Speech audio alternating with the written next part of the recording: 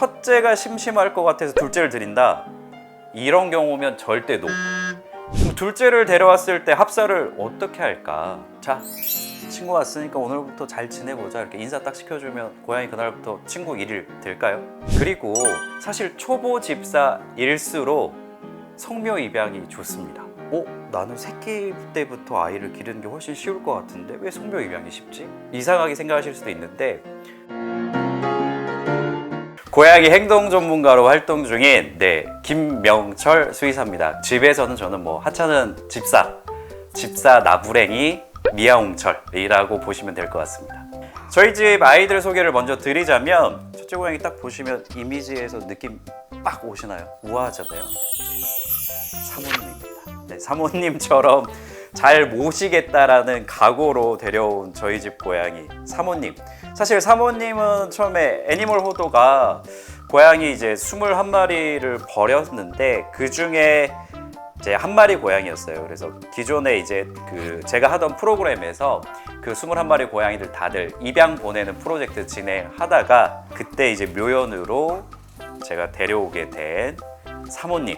그리고 이제 둘째 고양이는 애기씨라는 고양이인데 사모님 오고 나서 한 6개월 정도 있다가 저희 집으로 왔거든요. 근데 이 친구는 제가 운영하던 병원에서 한 달 정도 치료받던 되게 심각한 이 폐렴 상태에서 2차적으로 폐에 농이 찬 상태에서 한 달 동안 이제 사경을 헤매면서 치료받다가 상태가 완전히 호전돼서 그때 이제 정이 너무 든 관계로 저희 집에 오게 된 애기씨는 그냥 봐도 얼굴이 애기씨 합니다.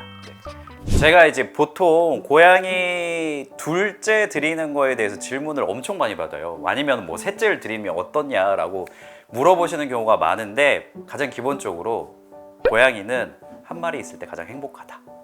왜냐면 이게 강아지들은 원래 이 사회적인 어떤 생활에 대해서 되게 많이 오랜 기간 동안 발달돼 있고 처음부터 시작점이 원래 무리 생활을 했잖아요. 고양이들은 야생에서도 원래 기본적으로 단독 생활을 하던 게 원래 습성이다 보니까 사회적으로 무리를 이뤘을 때 되게 어려워하고 쉽지 않아요. 첫째가 심심할 것 같아서 둘째를 드린다. 이런 경우면 절대 노. 근데 첫째를 반려하다 보니까 내가 둘째도 잘 케어할 수 있을 만큼 정성 쏟을 시간이 된다 라고 하면 그때 둘째를 고민을 하시는 게 맞습니다. 왜냐면 가뜩이나 혼자 사는 거에 익숙한 친구들이 보호자의 어떤 보살핌도 부족한 순간, 그래서 심심하잖아요. 근데 거기를 둘째를 데려온다. 그러면 이제 그냥 치고받고 싸워라. 나는 나중에 미아홍철한테 솔루션 받으러 가겠다라고 말씀하시는 거랑 똑같은 거라서 일단 시간이 충분할 때 둘째를 데려오시는 게 맞고, 그럼 둘째를 데려왔을 때 합사를 어떻게 할까? 자, 친구 왔으니까 오늘부터 잘 지내보자 이렇게 인사 딱 시켜주면 고양이 그날부터 친구 1일 될까요? 난리 나는 거죠. 이건 그냥 파국이죠. 그냥 고양이들 둘이 대놓고 처음 보는 사이에서 싸워라. 너희들 싸워서 난리 날 때까지 나는 아무것도 안 할게. 이런 거라서 되게 그건 무책임한 거고요. 고양이 합사라는 거는 기본적으로 새로운 고양이에게 격리된 공간에서 그 영역 안에서 적응할 수 있는 독립된 공간을 따로 주셔야만 이게 올바른 합사예요. 그러면서 천천히 저 방 안에 너의 동생이 될 수도 있고 친구가 될 수도 있고 아니면 그냥 대면 지내는 룸메이트가 될 수도 있는 애가 왔는데 그렇게 나쁘진 않아. 같이 살만해.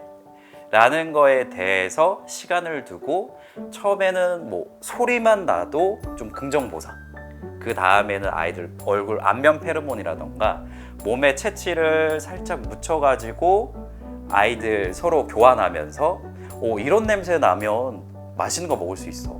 나쁘지 않지? 괜찮지? 이런 식으로 천천히 좋은 기억을 심어주셔야지 결국 나중에 두 고양이가 맞닥뜨리게 됐을 때 정말 시각적으로 저렇게 생긴 애가 있었네? 근데 냄새도 익숙하고 소리도 좀 익숙해. 근데 저런 거 할 때마다 내가 되게 좋은 기억이 있었단 말이야. 그럼 쟤 괜찮은 거 같으니까 그럼 친구 해볼까? 이렇게 생각이 드는 거거든요. 그래서 합사는 처음 온 친구가 격리할 수 있는 별도의 공간 하나, 그리고 서두르지 않는 보호자가 천천히 진행할 수 있는 여유, 그리고 친해지기 교육을 할 수 있는 시간을 들여야만 합니다. 요 세 가지를 이제 같이 진행을 하셔야지. 저희 집 두 고양이 합사하는데도 2주 걸렸어요.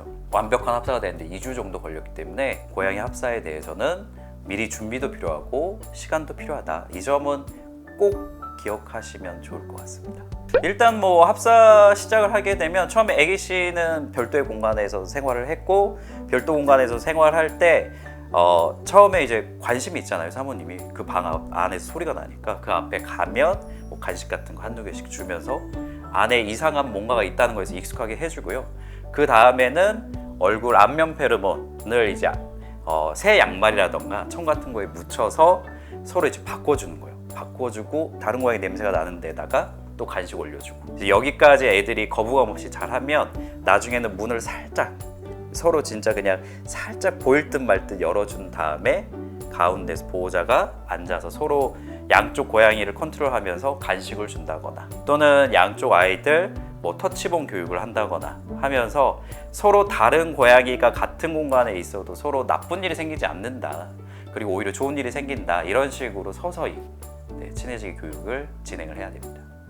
고양이 건강검진에 대해서 제가 진짜 강조드리는 이유가 있어요. 강아지 건강검진에 비해서 고양이 건강검진에 대해서 제가 훨씬 더 강조를 드린 이유가, 강아지는 아프면 아픈 표현을 해요. 그러니까 보통 사람도 또 아프면 표현이 되잖아요. 근데 이 친구들은 아직까지도 그 야생성이 너무 많이 남아있다 보니까 아픈 티를 내면 야생에서는 도태되거든요. 공격당하거나 밀려나거나 이렇게 되다 보니까 정말 강아지들에 비해서는 뭐 심각하게 상태가 진행이 돼야지만 보호자가 알아차릴 수가 있어요. 그래서 강아지보다도 훨씬 더 건강해 보이지만 1년에 한 번 정도 주기적인 건강검진은 꼭 필요하고요. 10살이 넘어갔을 때부터는 6개월 단위의 건강검진을 추천한다. 우리가 1년에 한 번 고양이 건강검진을 하게 되면 사람으로 치면 4년에 한 번 하는 거예요. 이 친구들의 노화 속도, 생체 시계가 사람 기준으로 봤을 때 사람 1년이 고양이의 4년과 맞먹거든요. 그래서 뭐 6개월에 한 번 본다고 해도 사람이 2년에 한 번 정도 건강검진을 하는 것과 비슷하다. 그리고 10살 정도의 나이의 고양이들을 사람 나이로 환산하면 거의 한 60 정도 가까운 나이로 볼 수 있어서 10살 이후부터는 6개월 단위의 건강검진이 꼭 추천됩니다. 고양이들 같은 경우에 가장 많이 접하시는 게 구토, 설사의 측면에서 많이 보실 거예요. 근데 구토 같은 경우에는 사료를 먹자마자 바로 토하는 사료성 구토, 뭐 그냥 토출이라고 하거든요. 식도에 정체해 있다가 사료가 그냥 올라오는 경우는 좀 더 지켜볼 수 있어요. 대신에 아이가 구토를 한번 하고 났는데 연속적으로 계속 구토를 하고 노란 토도 하고, 또는 여기에서 약간 혈양성, 붉은색 구토, 거품 구토 이런 것들이 이어진다라고 하면 심한 위장관염 또는 췌장염 또는 다른 어떤 종양성 문제까지도 가능성이 되게 여러 가지가 열리기 때문에 그럴 때는 바로 병원으로 가셔야 되고요. 그리고 설사 같은 경우에도 최근에 사료 교체, 식이 교체가 있을 때는 한두 번의 설사는 할 수 있지만 이게 멈추지 않고 24시간 이상 지속된다. 이거는 단순 설사가 아닐 수 있거든요. 그래서 이런 경우에도 바로 병원으로 가셔야 됩니다. 그리고 뭐 당연히 고양이가 식욕이 떨어진다거나 먹는 거가 줄어든다거나 아니면 체중이 좀 줄어든다거나 이런 거는 일반적이지 않기 때문에 그런 경우에는 지체 없이 병원으로 가셔야 되죠. 지금 그 어느 때보다도 지금 우리나라 대한민국에서는 고양이에 대한 관심도가 가장 높은 것 같아요. 점점 더 고양이를 반려하는 비율도 높아지고 있고 고양이에 대한 매체 노출도도 높아서 나도 그럼 고양이를 한번 반려해볼까?